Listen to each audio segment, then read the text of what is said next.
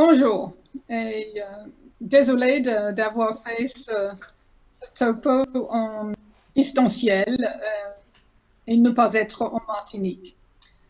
Bon, le premier diapositive décrit les conséquences sur le cerveau d'une une exposition surtout des femmes enceintes euh, et les effets que ça peut avoir sur la cognition à long terme d'enfants qui sont nés de ces femmes enceintes.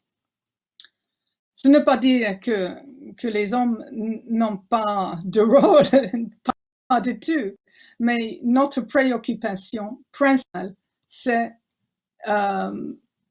les femmes enceintes et la protection de la femme enceinte. Alors,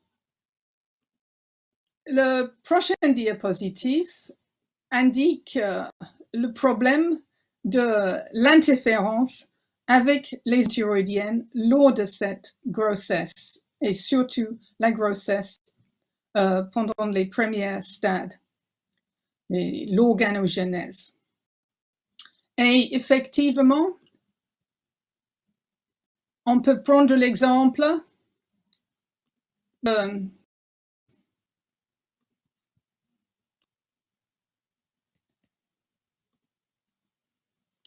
retardateur de flamme qui est le TBBPA, pour donner son nom, qui a 4 atomes de brome associés à ce retardateur de flamme. Et effectivement, si ceci peut prendre la forme,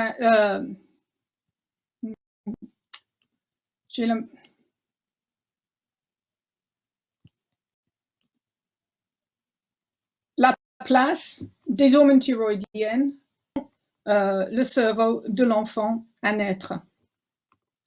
Et donc, voilà, c'est un exemple de une perturbateur endocrinienne qui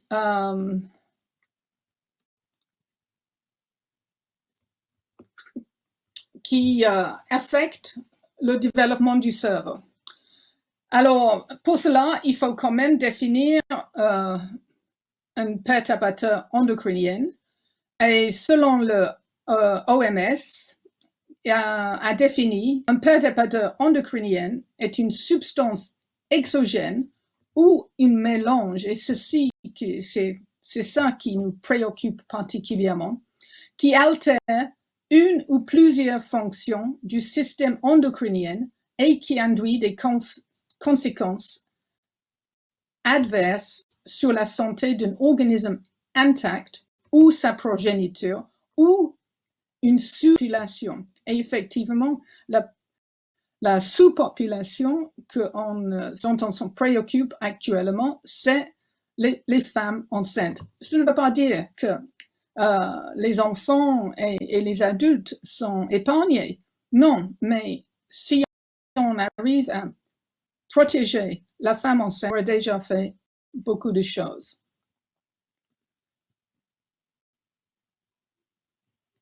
Alors, une des choses particulièrement préoccupantes, c'est le fait que les perturbateurs endocriniens montrent des doses-réponses non monotones. Ça veut dire que ça va être difficile à déterminer une seuil pour ces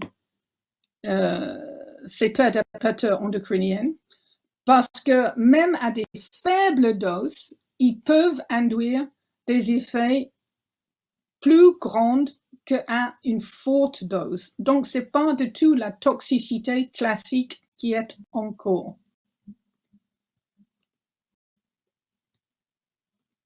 Alors, nous avons plusieurs préoccupations autour de ces perturbateurs endocriniens. Le fait qu'il provient d'une exposition au sein d'une fenêtre critique, qui est surtout la femme enceinte, mais aussi un jeune enfant et voire même une adolescente. La deuxième préoccupation, c'est que les effets peuvent apparaître plus tard au cours de la vie, c'est-à-dire pendant la petite enfance, dans l'adolescence, etc. Et donc, une exposition peut induire des effets plus tard dans la vie. Et donc, la troisième préoccupation, c'est que les effets sont irréversibles et qui, pour certains, ne peuvent pas être traités. C'est le cas des maladies neurodéveloppementales qui nous préoccupent particulièrement.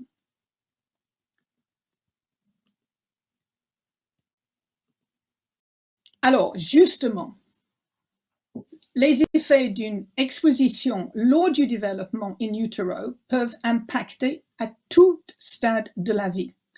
Et ceci signe encore le fenêtre de vulnérabilité et ça souligne aussi les origines développementales de santé et des maladies, et surtout des maladies non communicatives.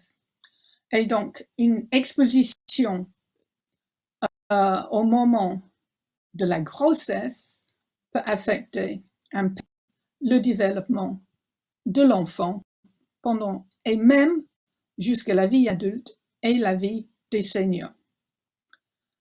OK. Donc,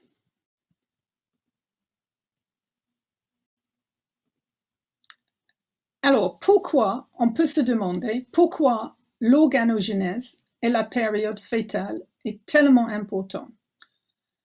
Et nous pensons que c'est une hypothèse, mais c'est de plus en plus démontré que les maladies neurodéveloppementales sont liées aux effets épigénétiques lors de l'organogenèse. Et effectivement, je vais donc, dans un moment, je vais avoir quelques diapos sur l'épigénèse. Et pourquoi? Alors, pourquoi je parle de l'épigénèse en même temps que je parle des grenouilles, qui est le modèle que nous utilisons principalement dans le laboratoire. Mais on utilise aussi d'autres modèles animaux, y compris la souris. Et nous avons des résultats de plusieurs groupes qui travaillent aussi sur le cerveau humain, par exemple, sur les organoïdes des cerveaux humains. Et, une chose qui est importante, c'est que, et ici j'introduis l'idée des hormones thyroïdiennes, et les hormones thyroïdiennes ont été conservées pendant plus que 450 millions d'années d'évolution. Et aucun atome a été changé. C'est-à-dire, ils ont 3 ou 4 molécules atomes d'iode. Et la question de comment une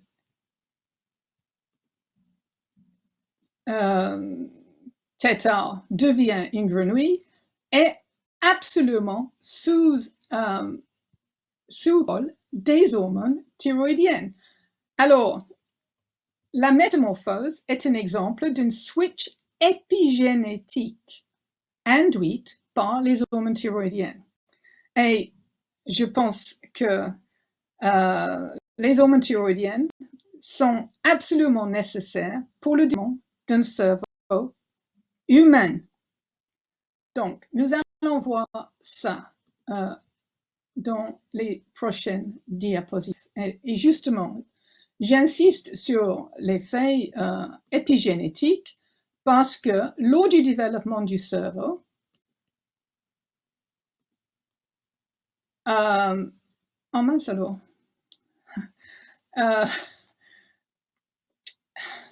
excusez-moi, je vais revenir en arrière parce que je voulais quand même commenter cette épigenèse.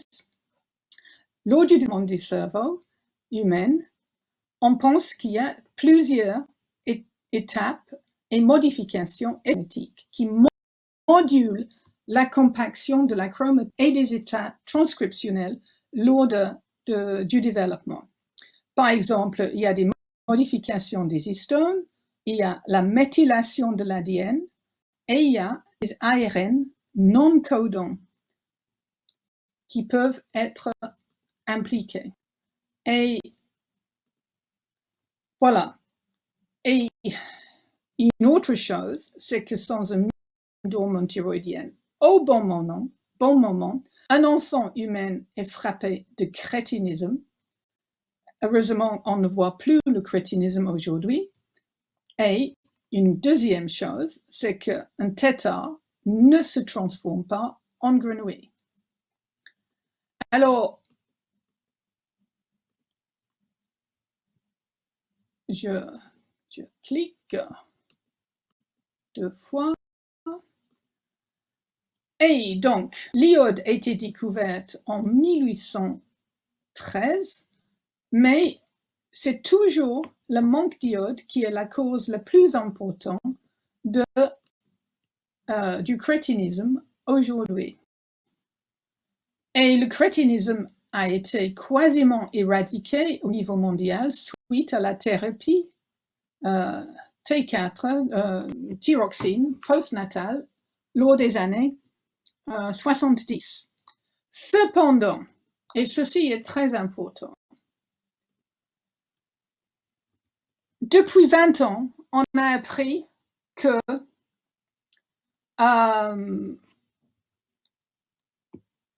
les taux des hormones thyroïdiennes lors de la grossesse, et surtout la grossesse précoce, c'est-à-dire les premiers 3 mois, peuvent influencer le développement d'un cerveau, le cerveau d'un enfant qui va naître. Et ceci a été fait par un collaborateur maintenant, Tim Corriva, et il a été fait sur sans doute plus que 4000 personnes, des femmes enceintes.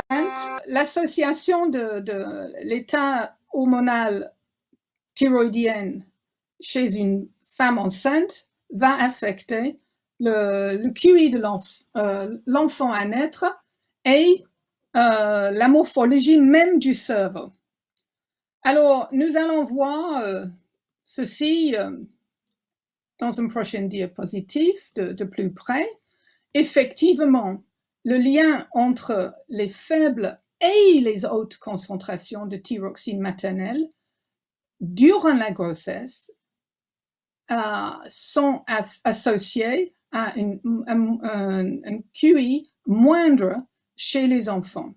Par exemple, si on voit la concentration de la mère pendant cette période de grossesse, et on voit le QI de l'enfant qui va naître, et on a mesuré ce QI entre 6 et 8 ans, on voit que le QI est moins grand et qui baisse aussi chez les femmes à qui on a trop de hormones thyroïdiennes. Alors, je vais insister sur le fait que ces taux d'hormones thyroïdiennes sont dans les normes pour une femme enceinte et ils sont aussi associés avec une plus faible densité en matière blanche et un volume cortical réduit. Et aussi, on voit que le QI de l'enfant baisse en fonction des taux des hormones thyroïdiennes et le pourcentage des enfants qui ont un QI de moins de 85 est plus grande quand la mère a pas assez d'hormones thyroïdiennes dans les normes actuelle.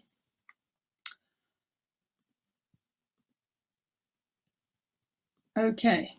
Effectivement, comme a dit Linda Birnbaum, qui était une fois une directrice de la National Institute of Environmental Health Sciences aux États-Unis, l'exposition à de nombreux produits chimiques est inévitable. Nous vivons dans une soupe chimique.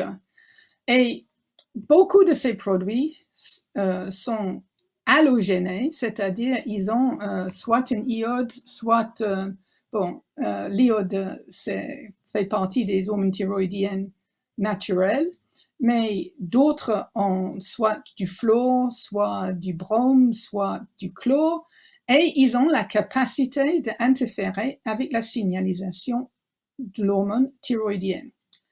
Et donc, effectivement, les hormones thyroïdiennes sont les molécules endogènes et ils sont. L'idée est que il est probable que la production et l'action des hormones thyroïdiennes sont plus sensibles à la perturbation chimique que tous les autres systèmes endocriniens. Et donc, nous allons voir pourquoi. Alors, ceci est tiré d'une publication que nous avons faite récemment et qui montre la complexité de la signalisation des hormones thyroïdiennes.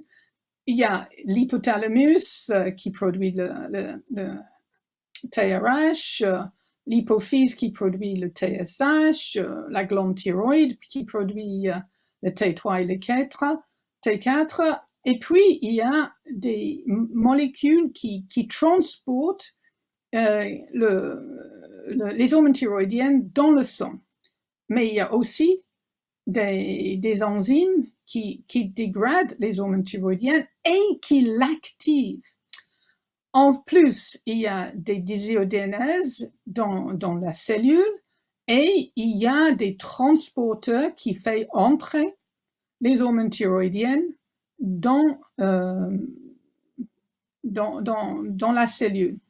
Et évidemment, le tout est un impact fonctionnel au niveau du cerveau de l'enfant. Alors, la deuxième idée, et je ne vais pas le commenter beaucoup, c'est un papier qui a décrit les caractéristiques clés dans Nature Reviews in Endocrinology par la Merrill. Et si on montre les différentes... attendez, je vais cliquer plusieurs fois. Les différents éléments, c'est-à-dire les liaisons avec le ligand, l'antagonisme, le niveau d'expression du récepteur, la traduction de cette signal, et, mais surtout, c'est l'épigénèse, les effets épigénétiques qui sont mis en cause encore. Et la synthèse de l'hormone est une autre qui peut être fortement affectée. Et je pense la distribution des hormones, et effectivement, j'en ai déjà parlé de ce problème. Et donc, le tout veut dire que l'ensemble des hormones thyroïdiennes va être le plus souvent impliqué dans l'interférence avec les hormones thyroïdiennes, va souvent être impliqué dans les maladies, que ce soit neurodéveloppementales ou d'autres. Alors, maintenant, est-ce que ceci peut expliquer la hausse des maladies neurodéveloppementales que nous avons constatées lors des derniers temps. Et effectivement, depuis les années 2000, où on a appris effectivement l'importance des taux des hormones thyroïdiennes maternelles pour le développement cognitif de l'enfant. Et bon, ça c'était en 2016, mais les idées étaient déjà présentes dans les années 2000. Et aujourd'hui, on sait que bien que on estime que 50% des facteurs sont inconnus, mais on suspecte fortement que des questions de gènes et l'environnement via l'épigénétique peuvent avoir un rôle important à jouer. Et je voudrais aussi insister que jusqu'à 50, les dernières données montrent jusqu'à 50% des enfants diagnostiqués ont avec l'autisme, le spectre de l'autisme, ok, je dois préciser ça, ont une QI de moins de 70, ce qui est vraiment pas grand-chose. C'est-à-dire, c'est la limite de 85 est déjà limite de la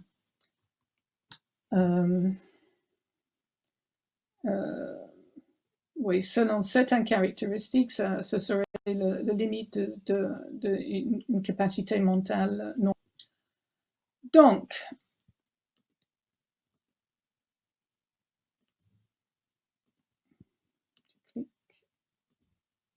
alors, si c'était que le spectre de l'autisme qui est affecté, mais il y a énormément de troubles de déficitaires de l'attention et de l'activité, hyperactivité. Et c'est vrai que c'est démontré pour la plupart aux États-Unis. Et aujourd'hui, 14% des garçons sont affectés par ce type on dit en français, en anglais, ADHD. En anglais, ADHD, des troubles d'attention. Alors, qu'est-ce qui s'est passé en même temps? Ben, la production de l'industrie chimique a augmenté exactement pendant cette période de 300 fois, et ceci les données des Nations Unies. Et donc, 300 fois entre 70 et 2020, c'est-à-dire aujourd'hui, hier d'ailleurs. Et nous savons tous que la corrélation n'est pas une causalité. Cependant, il faut quand même souligner que la perturbation de la signalisation hormonale est un lien très, très, très plausible à la croissance des incidents des maladies neurodéveloppementales et, en plus, la baisse de QI. Alors, pourquoi c'est si plausible? Parce que le développement du cerveau comprend des processus interactifs multiples. Et la première chose, c'est l'amplification des cellules progénitrices qui va donner naissance à cette région du cerveau, et surtout cette région du cerveau, mais il va donner naissance à tous les processus cérébraux, surtout l'amplification des cellules progénitrices. Et nous avons démontré que dans notre laboratoire, que chez la souris, la disponibilité en hormone thyroïdienne détermine si une progéniture de la cellule souche va devenir un neurone ou un autre type de cellule. Donc, il y a une décision de type lignée. Il y a aussi la migration. Où est-ce que ça se trouve dans le cerveau? Et puis, les hormones thyroïdiennes interviennent aussi dans la différenciation de la cellule.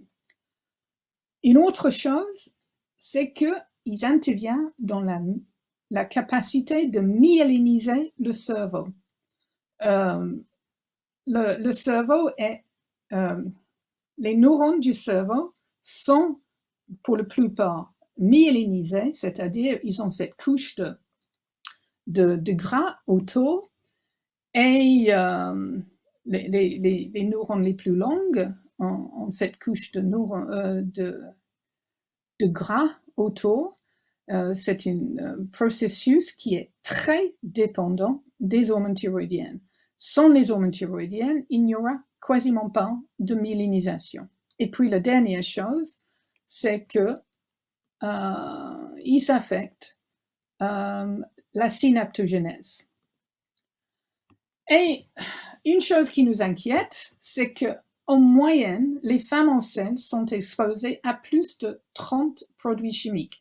Alors, je dois insister sur le fait que ici, ils ont mesuré que une cinquantaine de produits chimiques. Et bon, ils ont aussi mesuré 54 femmes enceintes.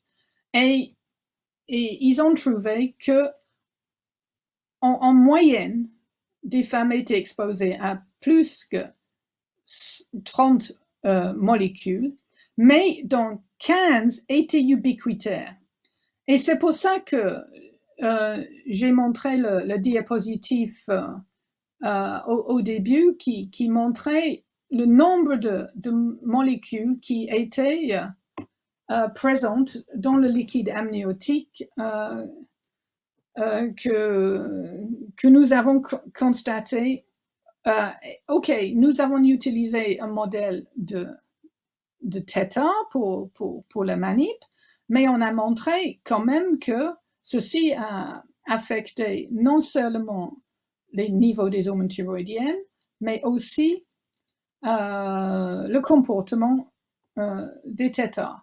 Et donc, nous avons aussi publié avec d'autres personnes qui ont travaillé sur ces organoïdes humains que, effectivement, ceci peut affecter les hormones thyroïdiennes en première. Alors, quel est le coût estimé de ces maladies neurodéveloppementales? Eh bien, nous avons trouvé et nous avons mesuré que 2 molécules, une pesticide, le chlorpyrifos, et un retardateur de flamme, le PBDE. Et nous avons trouvé que c'était principalement le chlorpyrifos et cet retardateur de flamme qui étaient responsables de la plus grande partie des effets sur la santé, et c'était des effets sur la santé du type neurodéveloppemental. Et nous avons estimé à 150 milliards d'euros le coût pour l'Europe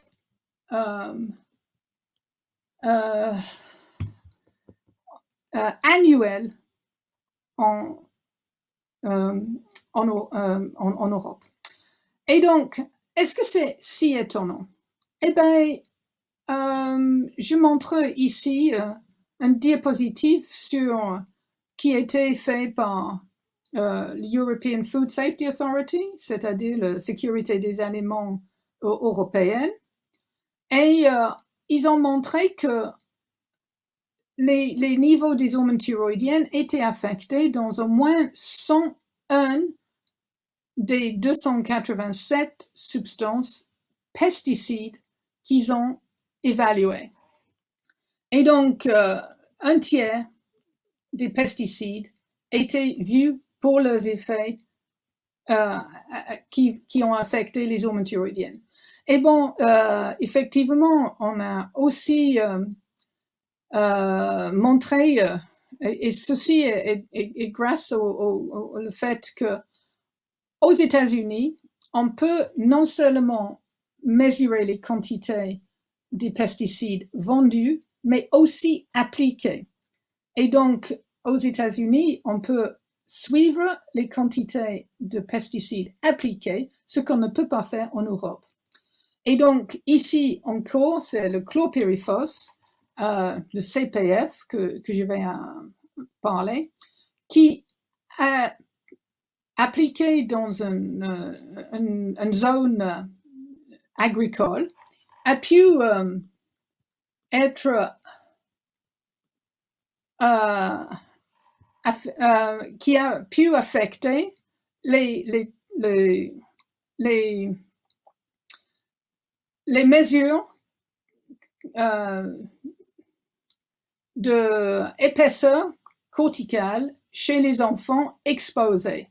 C'est-à-dire, ici, je ne sais pas si vous voyez mon curseur, c'est-à-dire chez les enfants exposés, le cortex antérieur était beaucoup plus fin en fonction de l'exposition au chlorpyrifos.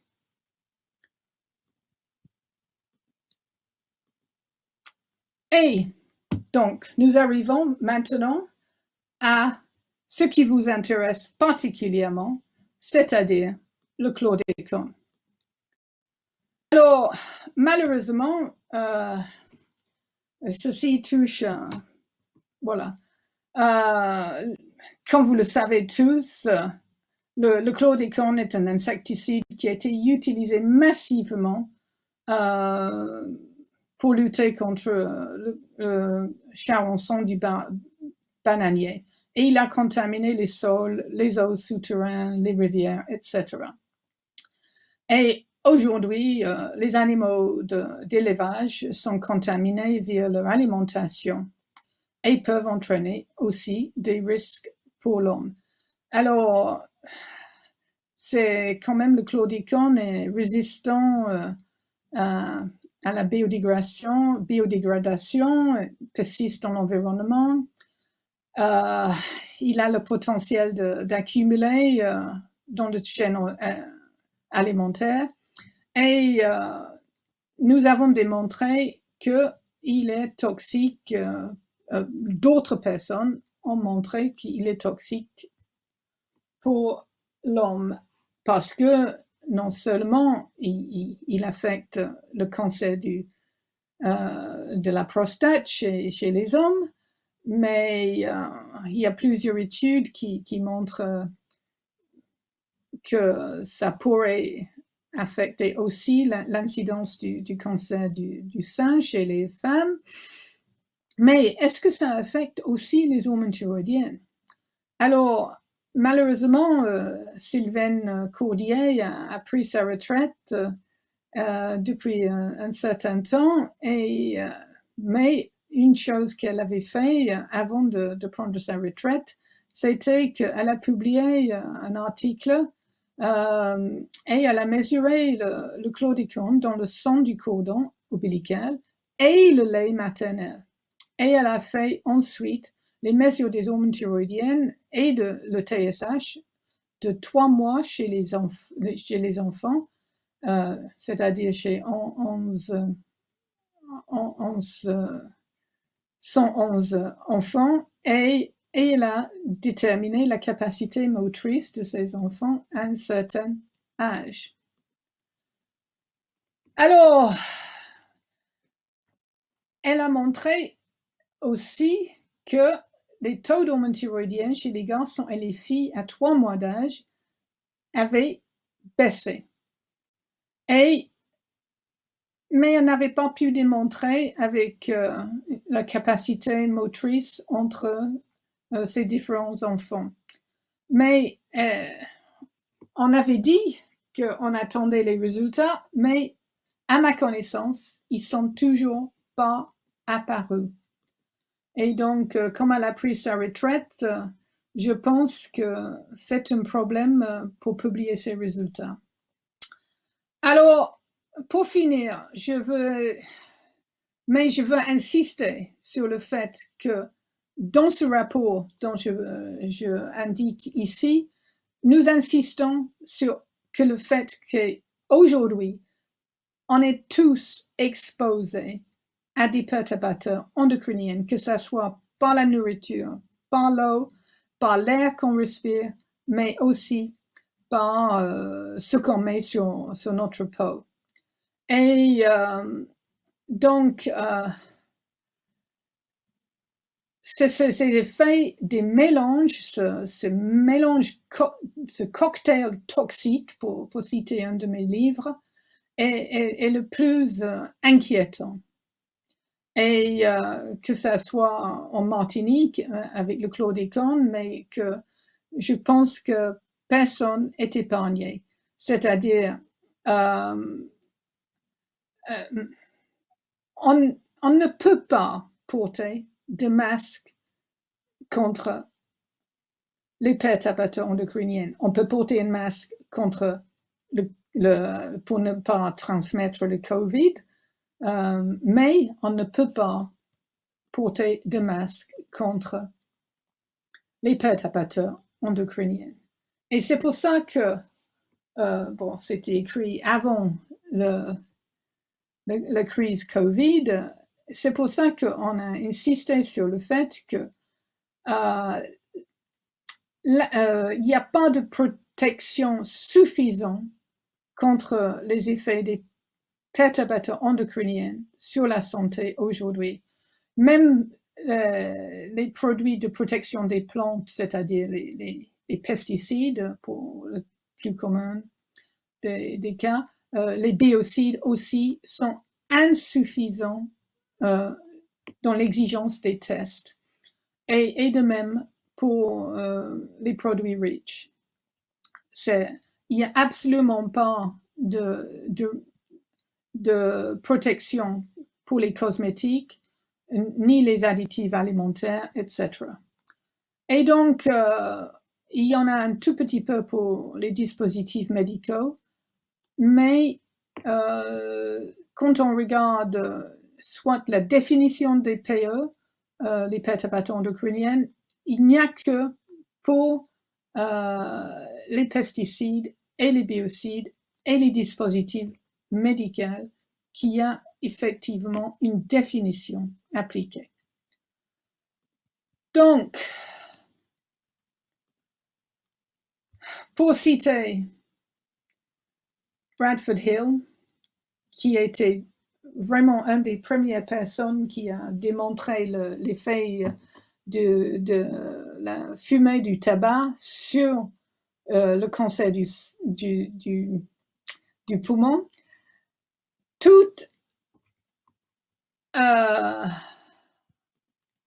Et je l'ai en français, toute œuvre scientifique est incomplète, et cela ne nous autorise pas pour autant à ignorer les connaissances que nous sommes en possession en ce moment, ni à repousser les actions qu'elles semblent exiger à un moment donné. C'est-à-dire, je pense qu'il faut appliquer beaucoup plus souvent le principe de précaution. C'est pour ça que j'ai écrit ces 2 livres qui ont été traduits chacun en français. Le plus récent, c'est le cocktail toxique. Et je voudrais aussi finir par donner mon blog et remercier évidemment tous mes collègues.